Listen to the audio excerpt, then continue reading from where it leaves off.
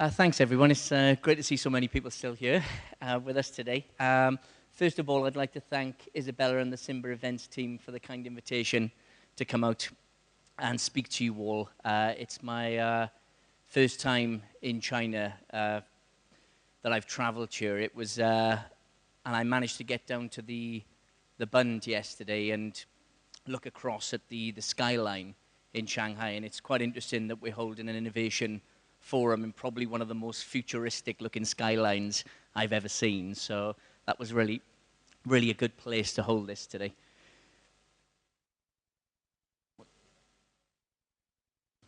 Oh, there we go. Great. So as Marcelo said, when I got the invitation to travel out here, I thought, well, I'm flying 5,000 miles from London to Singapore. One, I'd better come with an interesting story, and secondly, I should make sure it's a happy one rather than anything sad. So, love, revolution, and a hen named Freeda. Our story starts with love, and before I get to that story, I'd like to tell you another story that I read in the Guardian newspaper a while back. It was written by a journalist called Oliver Thring. See if this jogs any of your memories. Every autumn, the Shangjing River drops. It's based in, the river's in Hubei in, I believe, eastern China. Hopefully I'm right over there.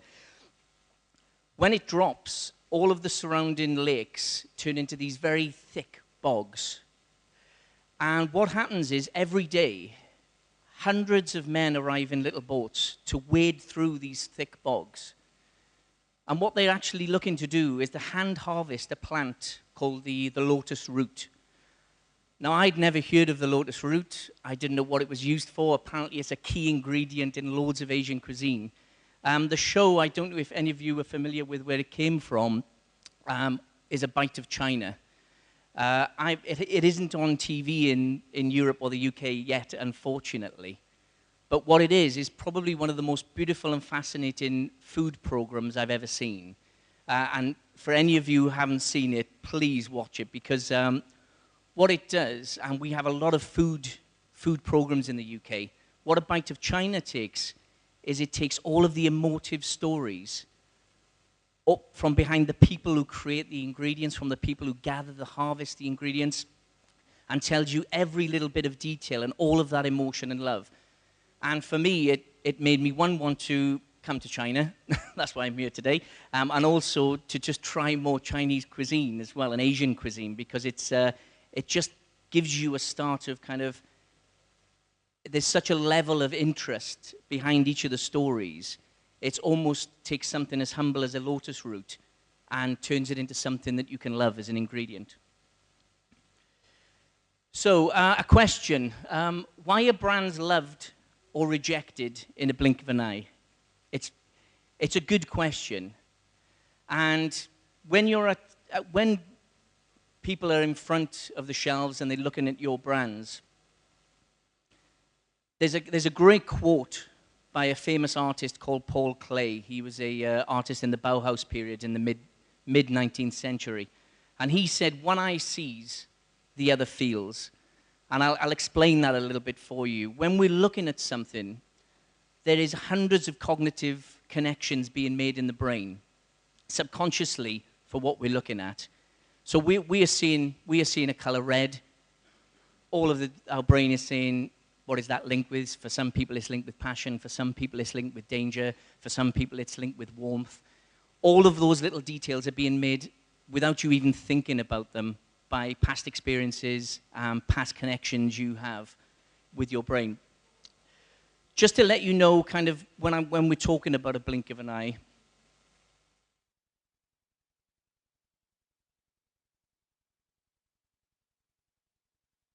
bear with me while I get the technology right. The real average time is 3 seconds, and that's what data says. That's how long a consumer is spending in FMCG at shelf looking at your product.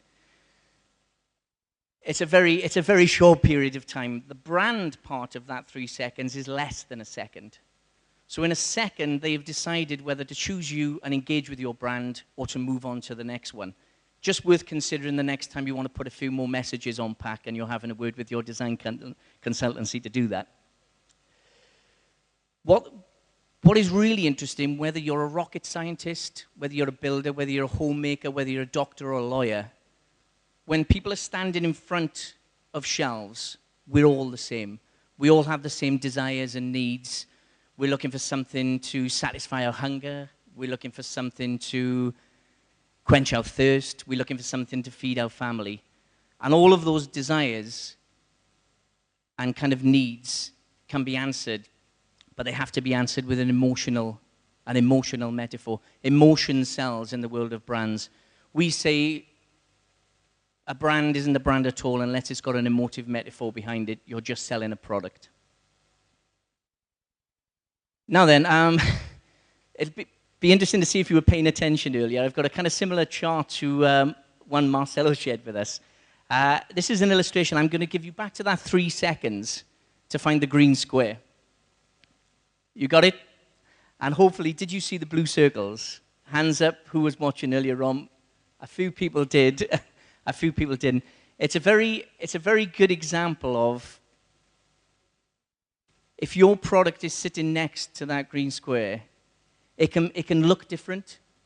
I mean, there's only 2 blue circles, by the way, on either side of the blue square, as Marcelo said earlier on. You can look different and you can be different, but if it's not what consumers are looking for, they'll walk straight past. And the challenge for every blue circle is to become the green square. And I'm going to show you through a case study today how we can get to that. So there are Dr. Helen Fisher of Rutgers University highlighted 3 stages of love. There's lust, attraction, and attachment. I'll take you through the 3. Lust is a momentary, meaningless connection. We call it a one-night stand. It's when brands are on promotion. If you're giving yourself away, people will take it, but they won't respect you in the morning. The next stage up, attraction, it's okay until something better comes along. We tend to deal with brands that are in this level are offering something functionally different. So it's whiter, it's fresher, it's crisper, and with functional benefits, you're only better until something better comes along. And unfortunately, those people will go with something better. Obviously, the challenge and the key thing to get up to is attachment. That's that lasting emotional connection, soulmates. That's where you become the green square. That's when you become a brand that's worth queuing around the block for when you launch a new iPhone. Or it's a brand like, I think earlier in the day we saw Oreo, that you can use as an ingredient and it's got that much love that people will buy ice cream because it's got Oreo in, or they will buy other products just because of that ingredient. So brand love, and this is, people always ask, well, what is brand love? How do I get it? It's to be understood and desired in an instant. And we spoke about that instant. It's less than a second. So unless you can capture people in that second, they're gone and they're moving on to the next brand. This is a simple brand love test we run at Springetts. And we put every brand we work with through this. And it's... there's only 3 things on it, and probably in all the 20 years I've worked in branding, if a brand's failing, it's probably due to one of these 3 things. Firstly, it's about being distinctive. And that isn't just about being a different color for someone else. That's knowing your difference in a category. What are you doing above that category to stand out? It's no good just being a beer in a beer category, or it's no good just being a biscuit in a biscuit category. What's your key difference? What are you offering consumers that is different?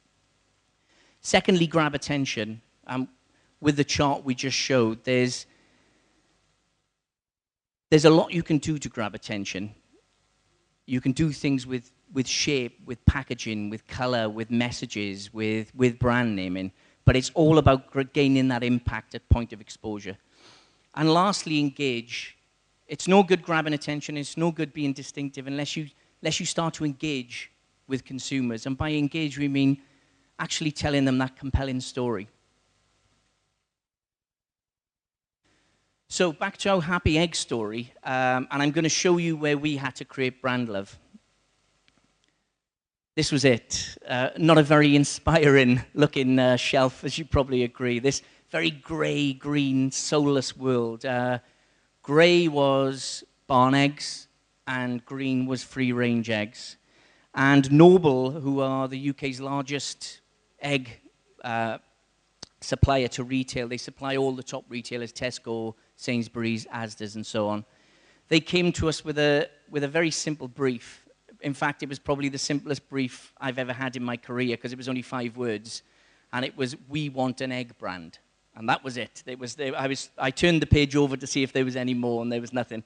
So as we said, a very challenging brief, but nonetheless, it got us excited, because as we approached this category, we realized that there was nothing there. There was no brand who was doing anything trying to kind of grow the category or push it. Everything was just being reduced. So they needed an egg brand. What we needed was a revolution in that category. So what we started to look at, and this is forgive me, you've probably seen a lot more busy charts. This is a very simple chart. It's simple for a reason. Number one, I dislike busy charts intensely, because they tend to just kind of add confusion to what you're trying to say. And secondly, it does everything we need it to do. And that is great creative. If we start from the top, great creative work can only be great if it comes from very focused strategic thinking. And focused strategic thinking only comes from when you've got very clear category insight. Now, it may seem a very simple ladder on that one, but it's amazing how many brand owners come to us with, "We just need design," or "We just want some strategy." And without all three, you can never get to that great creative, innovative idea. You will only get to pretty pictures on a piece of packaging. So it is important that everything needs a foundation of some very insightful category insight. So back to our happy egg story. This is where we started with category insights. We did a lot more than this. I've got a few to share with you today. Fascinating world, it turned out, the world of hens and eggs. Firstly, we looked at provenance. And like in China, in the UK, we have different areas. And we explored the possibility of, well, if chickens came from different areas, can we do something with local eggs from different areas? So different parts of the UK with different eggs.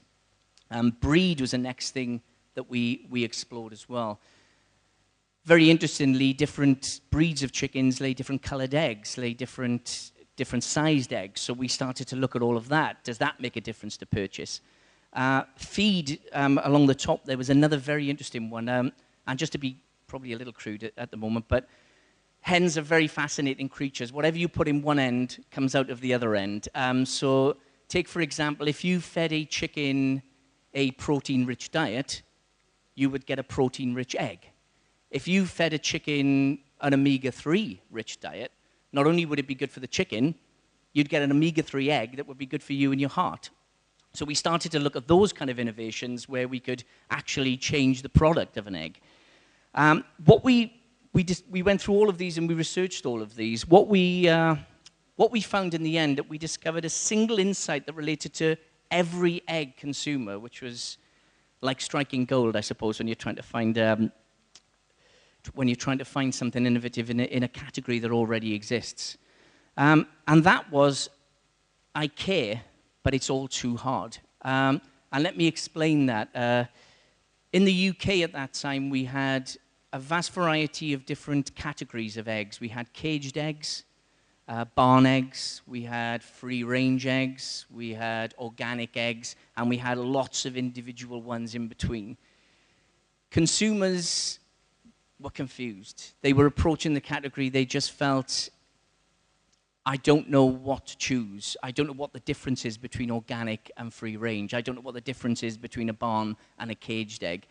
And really, it wasn't really the key purchase decider for them, because they felt that all of these brands should be looking after the hens anyway. So what we discovered was the key insight that kind of related to all egg consumers was they just wanted the tastiest egg. We're all pretty selfish at heart when we're shopping. Yes, we'd love to know that animals are taken care of and everything, but our key purchase decision at that was, well, I want the best egg. Yes, please look after the animals that are laying that egg, but it has to be the tastiest one for me to buy it.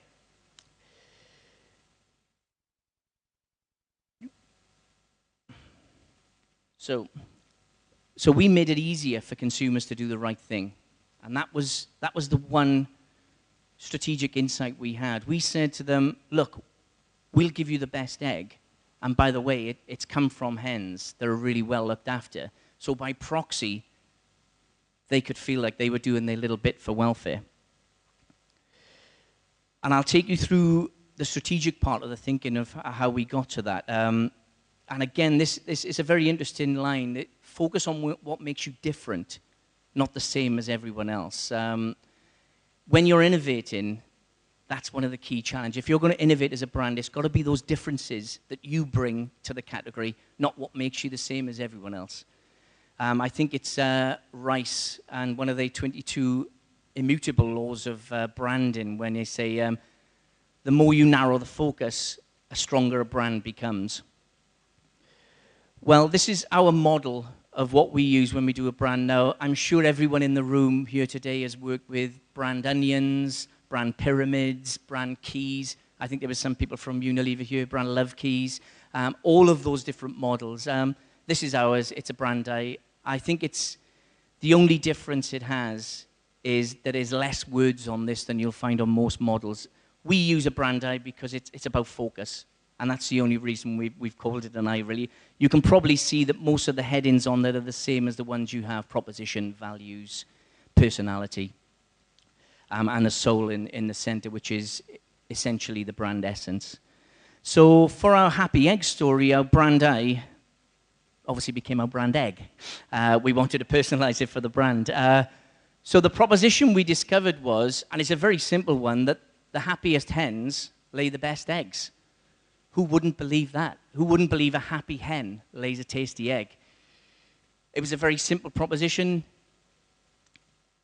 It's only 7 words. What we find, the sharper the proposition, the less chance there is for diversity on the brand when it starts to work through all the touch points. The substantiators, or the reasons to believe, were 5 steps to happiness, and I'll come back to those in a second. Benefits, what we usually find when you're talking about benefits of a brand, there's usually some functional benefits, and there's usually some emotional ones.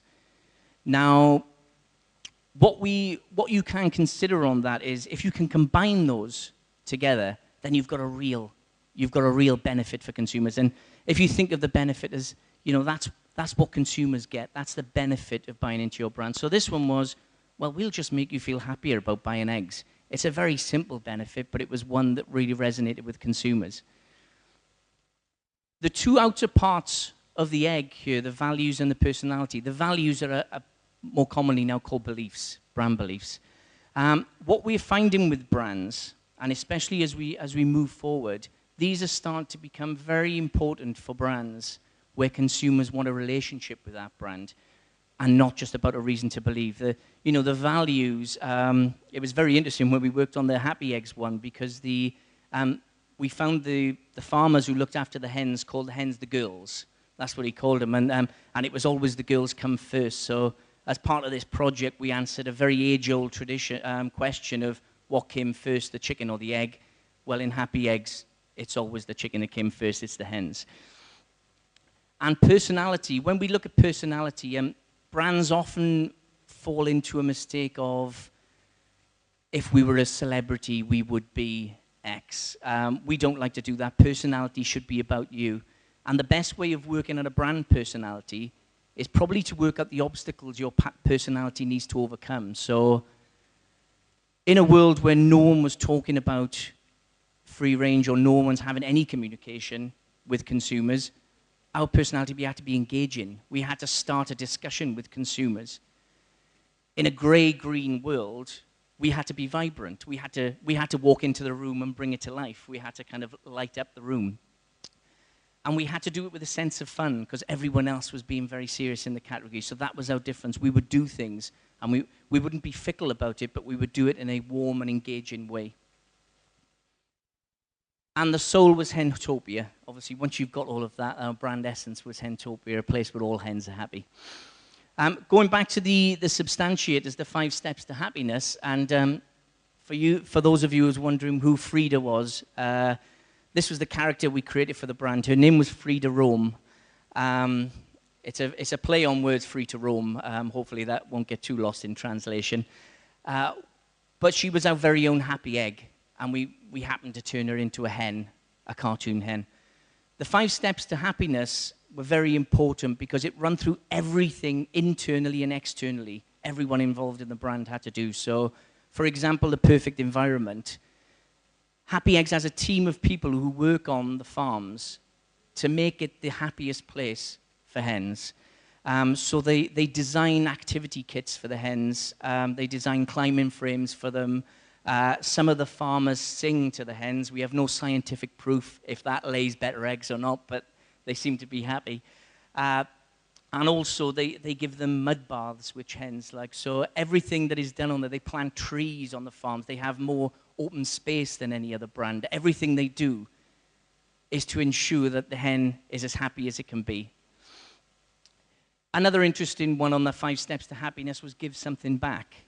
It was important because if you're going to work for the happy egg company, then you need to be happy about it as well. So what we wanted to do was the people internally to feel good that they were giving something back. So they do lots of works with local schools and local businesses, teaching them about the whole egg process and demystifying free-range farming. So they go to the, they take the hens into schools, they show them the hens, they take away that kind of, it was very interesting that the rest of the world didn't have this, but in the 1970s, the UK had an egg scare where a politician came on TV and told everyone that eggs were just filled with salmonella and eating more than one of them a week was bad for you. It's totally untrue. But it took about 20 years for the industry to recover from that one statement. The rest of the world carried on eating eggs because they knew that they were good for them. So moving on to the packaging then, well, we've got all of that insight. We had all of that strategy. Well, how does the package design look? Well, it's all about emotive semiotic simplicity. A brand name that demystified all of the husbandry policy in one name, the Happy Egg Company. We could have called it the Happy Hen Company. That would have taken it back to husbandry. The Happy Egg Company takes it back to what people wanted and taste, and about creating that tastiest egg. There was a deliberate, naive execution to this because we wanted to look made, not manufactured. We didn't want to feel like we were mass-produced. We wanted to feel small. There was real people involved in this brand, so we wanted it to look like that. The attitude to color we had, well, that was all about that perfect color of a great yolk that you can only get. Doing this project, we actually discovered the perfect Pantone color that people expect a yolk to look when they crack that egg open. And we just made the box that color. What could say more of a happier egg than a perfect yellow yolk box? And also, what better ambassador then than obviously Freeda Rome, who gave the brand an ability to not be so serious when we were talking about the serious stuff. So when we were talking about free range and when we were talking about animal welfare, that came from our brand ambassador, Freeda. So did Freeda find love? Well, if I take you back to our grey-green world, we injected a ray of sunshine into that, and as you can see, hopefully, how a dramatic effect it had on the category. And obviously, even with our own brands, we mark our own homework and put it through our brand love test. Well, was it distinctive? Well, yes, we started talking about taste in an aisle where everyone was talking about husbandry. Did it grab attention? Well, I think the yellow, you probably saw from the last slide, definitely did. And did we engage, strike a relationship? Well, yes, because we started to demystify the whole husbandry process for people. and also let them feel good about buying free-range eggs and about buying them on taste. So we converted a nation of 75% cage buyers in the UK to a nation of 70% free-range buyers. And just to give you a bit of context where we did that as well, we did that in a recession and at a price premium.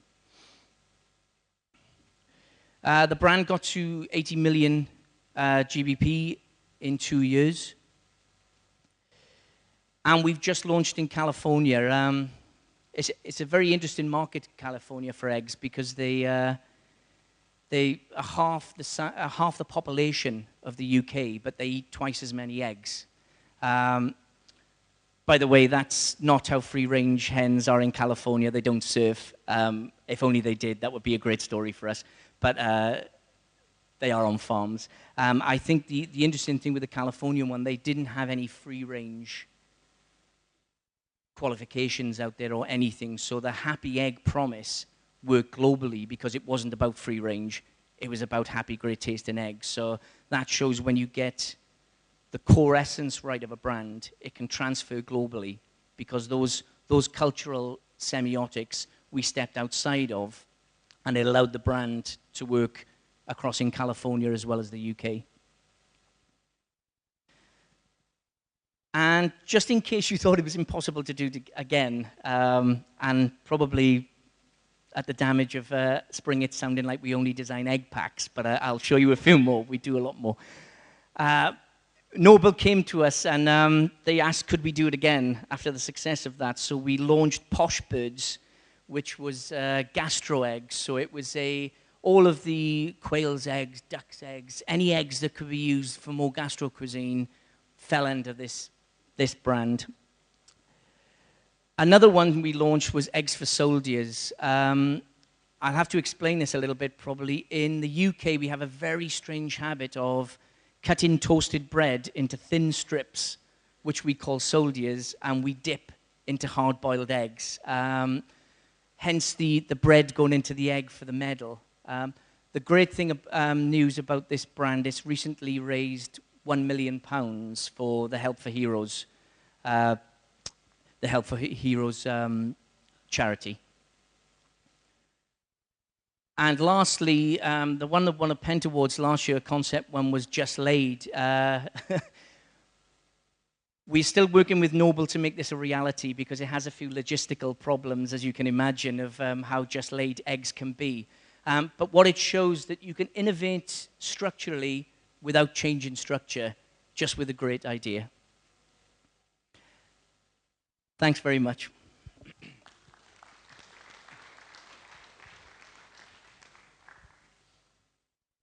Any questions?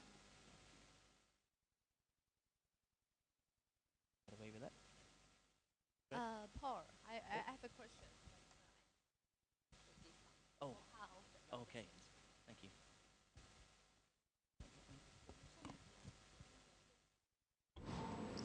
Can you hear me now?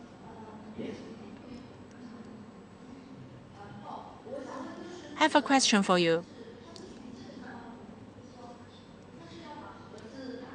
So this egg, does it, do you need to open the box to get the egg, or does this egg come straightly from this opening? So can this egg comes out of this opening without opening the pack? That's a question. That is a good question. What you have to do is, it's a normal egg box, so you do have to push the egg back in to open the box. 哦，不好意思，我刚没听太清，是要拿开是吗？要揭开是吗？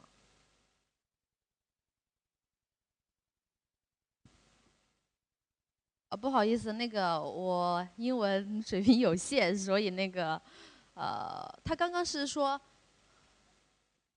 打开这个盒子是吗？呀？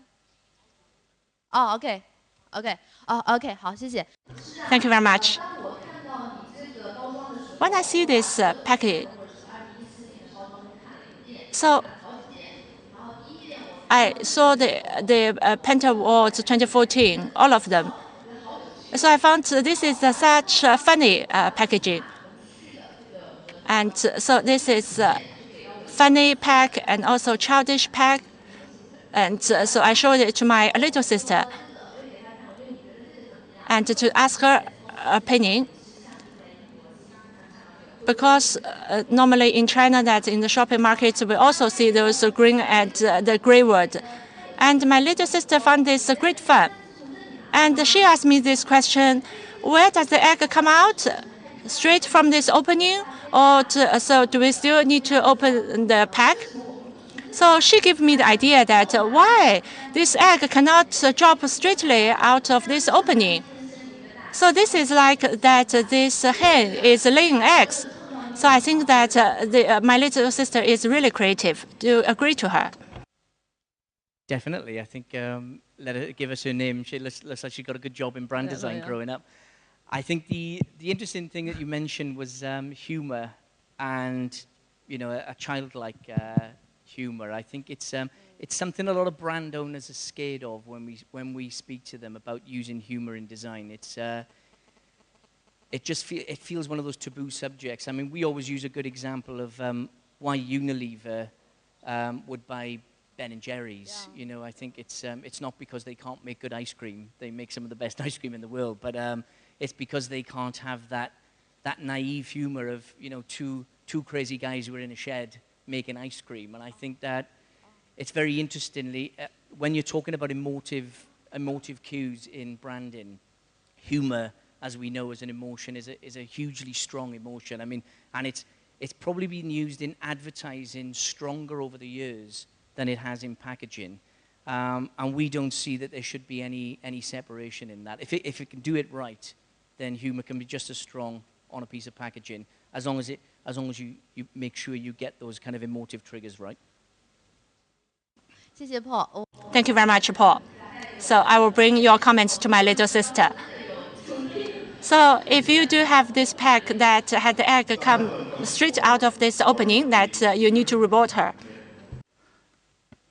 So that was great work. One question I have for the speaker here. Great design work. Just coming back on the egg packaging for the China market, for example, it's kind of a similar situation where it's a commodity. People have been eating it for centuries.